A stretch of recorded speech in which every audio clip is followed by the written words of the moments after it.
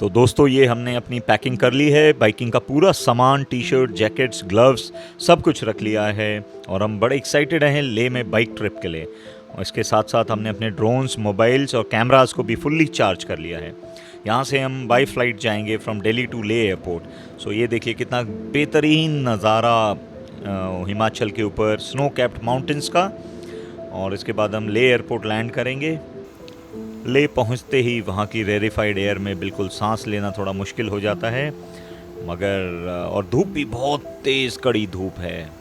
सो आइए चलते हैं ले एयरपोर्ट से बाहर की तरफ और यहाँ जाकर हम अपने लिए सबसे पहले एक टैक्सी का बंदोबस्त करेंगे ताकि वहाँ से अपने होटल में जहाँ पर हमने बुकिंग करी है वहाँ जाया जाए।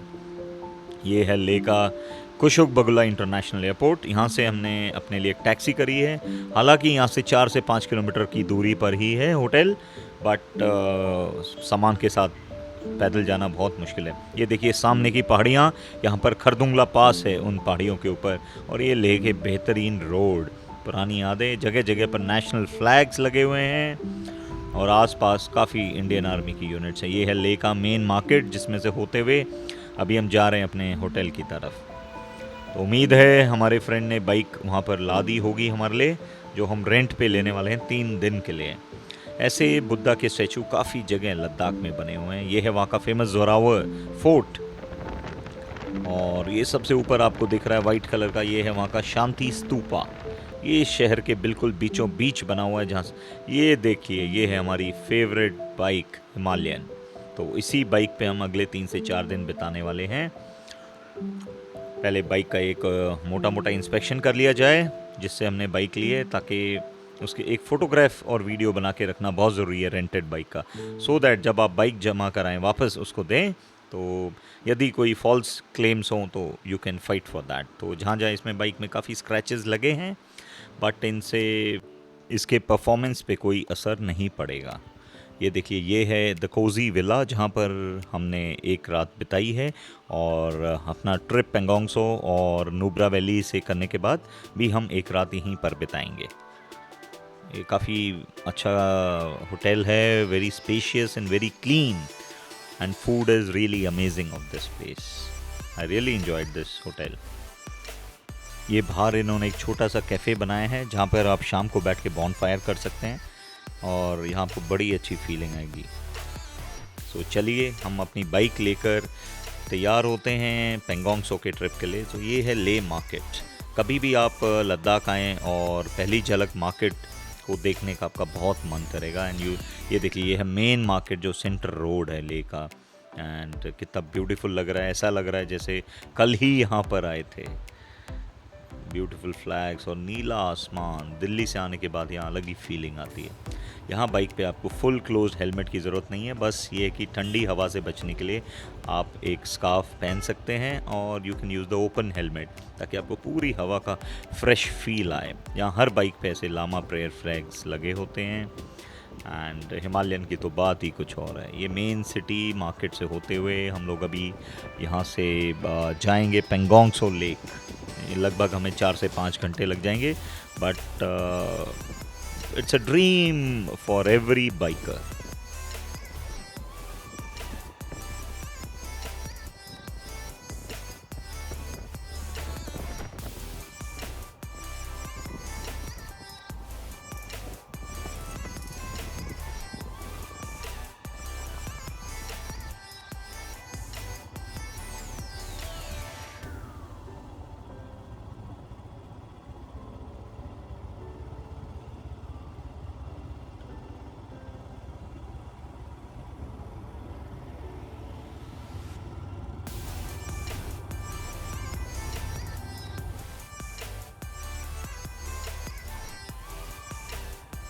अभी हम ले सिटी से निकलकर मेन हाईवे पे चल दिए हैं जो यहाँ से जाता है कारू। कारू यहाँ से 30 किलोमीटर दूर है, जहाँ के लिए हमें लगेगा आधा घंटा। एंड कारू तक रोड बहुत ही अच्छा 4 लेन एक्सप्रेसवे है, एंड इसके साथ साथ आगे इंडस नदी जाएगी। कारू के बाद हम आगे चढ़ाई करेंगे चांगला पहाड़ की तरफ, जो लगभग 17,500 फीट की ऊंचाई पर स्थित है। अभी हम हैं 11,000 फीट की ऊंचाई पर। वो नज़ारा ही अलग है, मगर रोड बेहद खूबसूरत और बहुत ही अच्छा है। ये टोटल जर्नी हमारी यहाँ से पेंगोंगसो के लिए ऑलमोस्ट 5 घंटे की है, और इस दौरान हम एक ही ब्रेक लेंगे बीच में, जो होगा चांगला के ऊपर। वहाँ बढ़िया हम हनी लेमन जिंजर टी पियेंगे।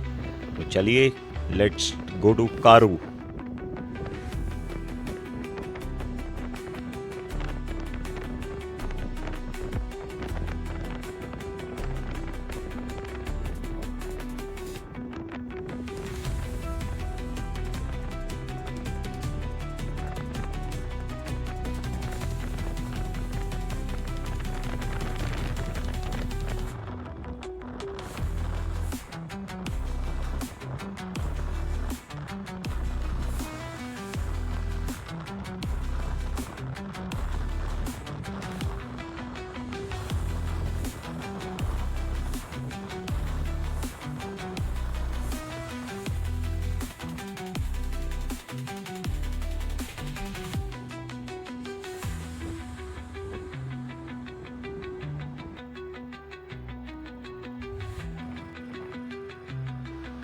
ले से कारू के बीच में हमें औसतम स्पीड 60 से 70 किलोमीटर प्रति घंटा की मिली। रोड बेहद खूबसूरत है, कोई भी दूर दूर तक ट्रैफिक नहीं है। हो सकता है आपको 2-2.5 मिनट में एक कोई गाड़ी दिखे इक्का दुक्का, या पीछे से आगे जाती हुई। सवेरे के टाइम आपको जनरली गाड़ियाँ यहाँ से कारू की तरफ और आगे चांगला की तरफ जाती हुई दिखेंगी। ये देखिए, बाइक पर लामा फ्लैग्स बिल्कुल हवा से जूझते हुए, और हवा कितनी तेज़ लग रही है, आप फील कर सकते हैं माइक्रोफोन में हवा की साउंड को।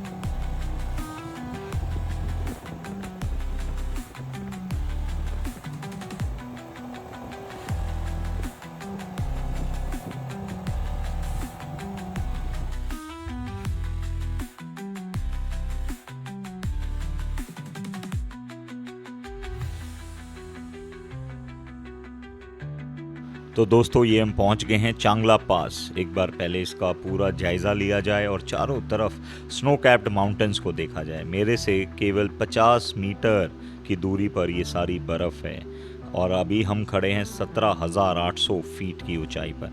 ये मेरी बाइक है और छोटा सा पीछे पिट्ठू बैग, मैंने उसे रस्सी से ही बांध लिया है।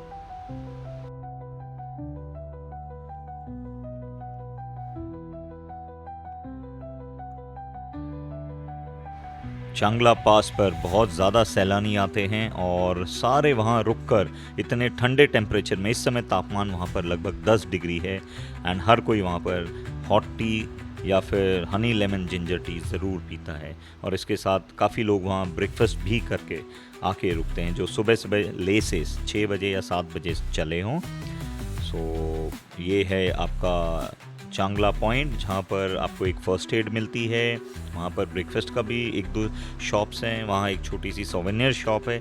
इसके अलावा वहाँ पर फ़ौज और पुलिस की भी चेक पोस्ट बनी हुई हैं। यदि आपको कोई सहायता चाहिए, कोई असिस्टेंस चाहिए, किसी को कोई चक्कर आ रहा है, उल्टी आ रही है, या माउंटेन सिकनेस हो जाती है, तो वहाँ पर आपके लिए छोटे छोटे फ़र्स्ट एड के और इमीडिएट मेडिकल हेल्प के कैंप्स बने हुए हैं। ये है चांगला का फेमस बोर्ड, हर कोई यहाँ आता है और एक सेल्फी तो बनाता ही है। जैसे कि आप सामने बोर्ड पर देख सकते हैं, यहाँ से पेंगोंगसो 80 किलोमीटर है। ये ले और पेंगोंगसो के बीच का ऑलमोस्ट हाफ पॉइंट इसे आप कह सकते हैं। यहाँ तक आने में हमें लगे हैं 2-2.25 घंटे, और इसके बाद 2.5 घंटे और लगेंगे। तो ऑलमोस्ट 20 मिनट का ब्रेक मिलाकर ऑलमोस्ट 5-5.5 घंटे का ये ट्रैवल टाइम। ये रोड लेकिन बिल्कुल ही खूबसूरत और मक्खन है। इस पर बाइक हमने चढ़ाई के टाइम भी ऑलमोस्ट 60 किलोमीटर प्रति घंटा की स्पीड से चलाई, और सिंगल राइडर कोई पिलियन ना होने की वजह से हिमालयन ने परफॉर्मेंस भी काफी अच्छा दिया।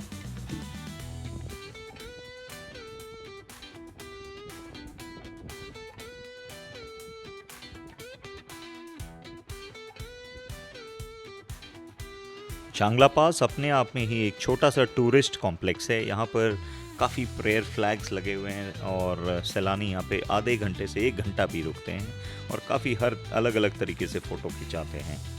तो हम तो खैर अभी काफ़ी बार आ चुके हैं। ये हमारा एक छोटा सा टी पॉइंट है सामने। ये अंकल हमें 3-4 अलग अलग वैरायटी की lemon tea, honey lemon ginger tea, black T, black coffee, milk coffee, ये छोटी सी यहाँ की एक शॉप है जिसमें आप बेसिक ब्रेकफास्ट कर सकते हैं, और यहाँ काफ़ी सारे स्टिकर्स लगे हैं, तो काफ़ी बाइकर्स अपने टीम के स्टिकर्स और वो लगा कर जाते हैं। ये वहाँ से हम नीचे चले और थोड़ा सा नीचे आके एक लेक है, फ्रोज़न लेक, जिसे कहते हैं सोलटक लेक। तो काफ़ी सारे और बाइकर्स आप देख सकते हैं। सो यहाँ पर काफ़ी पॉइंट्स बने हुए हैं नीचे आके, and lot of bikers take small breaks in between.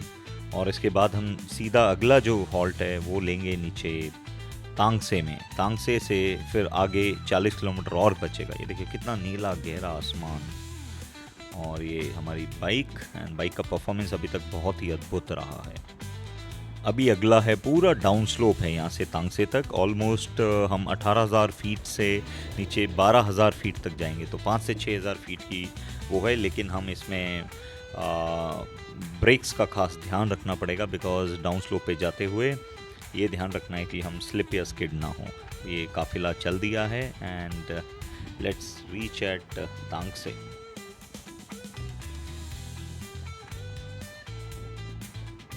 इस रास्ते पर चांगला के बाद तांगसे के बीच में ऐसे 2 से 3 पॉइंट आएंगे जहाँ पे आपको पानी के काफ़ी सारे नाले रोड को काटते हुए मिलेंगे।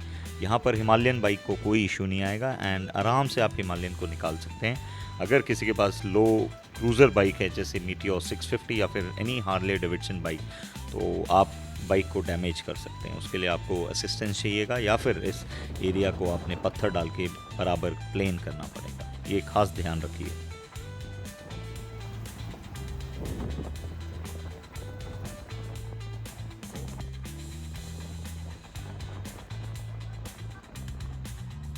ये हम अभी तांगसे पहुंच चुके हैं, और तांगसे से केवल 40 किलोमीटर की दूरी है, जो लगभग हम 40 से 45 मिनट में पूरी कर लेंगे, बिकॉज़ ये रोड अगेन बहुत ही अच्छा है, एंड इस पर अगेन आपको 60 से 70 किलोमीटर प्रति घंटा की स्पीड मिल जाएगी। कोई भी ट्रैफिक नहीं है, इक्का दुक्का कोई गाड़ी मिलती है, और व्यूज़ बहुत ही बेहतरीन और खूबसूरत।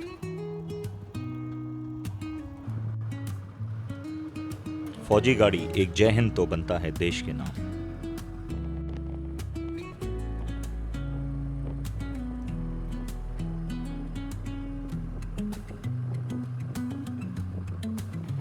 दिल्ली जैसी जगह से आने के बाद यहाँ की साफ सफाई देख के तो यकीन ही नहीं होता कि कोई जगह इतनी खूबसूरत और इतनी साफ हो सकती है। देखिए बिल्कुल नीला आसमान, दूर दूर तक कोई पोल्यूशन हो, कोई गंदगी नहीं, बिल्कुल दिल खुश हो जाता है, तबीयत खुश हो जाती है। साल में एक बार आना तो बनता है दोस्तों। मैं रेगुलरली इस जगह को विजिट करता हूँ और अपनी यादें ताज़ा करता हूँ।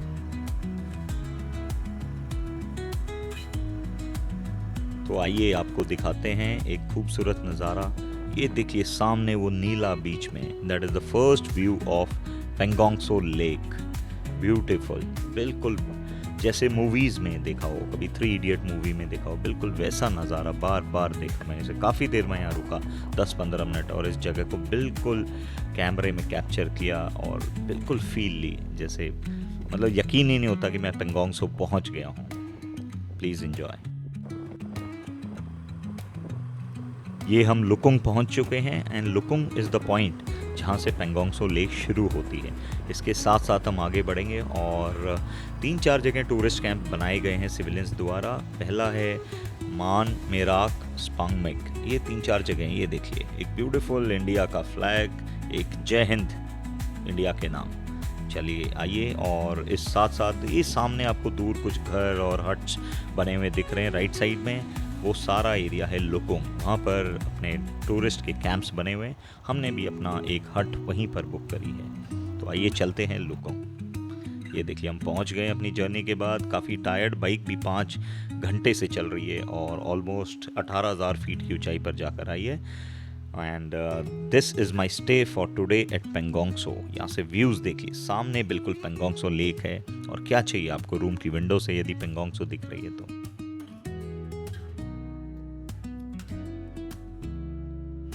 ये एक बेसिक सा रूम है जिसका एक रात का किराया 1800 रुपये है, जिसमें एक वॉशरूम है और 2 बेड हैं। यदि काफ़ी बाइकर्स यहाँ पर ट्रिपल शेयरिंग बेसिस पर रहते हैं, एंड उस केस में एक एक्स्ट्रा गद्दा इन्होंने नीचे डाला हुआ है। लेकिन आज के लिए मैं यहाँ पर अकेला ही हूँगा क्योंकि मैंने अकेले ने ये बुक किया है। एंड यहाँ पर काफ़ी आज़ादी है। लाइट यहाँ बहुत कम रहती है, 2 या 3 घंटे, तो आपको ये ध्यान रखना पड़ेगा यदि आपके पास कोई मोबाइल फ़ोन या ड्रोन या कैमराज हैं तो आप उसे टाइमली चार्ज कर लें। वो शाम को 7 बजे से रात के 10 बजे तक 3 घंटे ही लाइट आती है, उसके अलावा लाइट यहाँ नहीं आती। सो आइए चलिए पेंगोंग त्सो लेक के साक्षात दर्शन करें। तो मैं अभी नीचे उतर कर आया हूँ और पेंगोंग त्सो की तरफ बढ़ रहा हूँ।